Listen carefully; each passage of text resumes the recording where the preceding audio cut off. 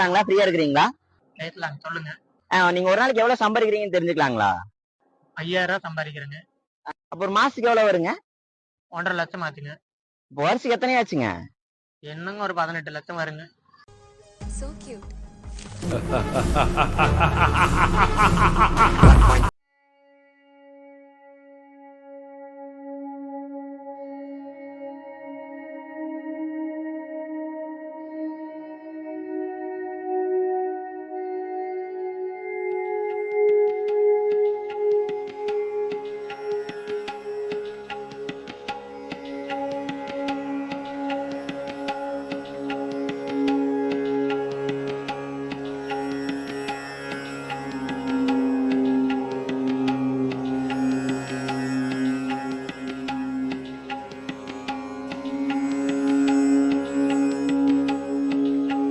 ஒரே ஒரு கேள்விதான் இருக்கு.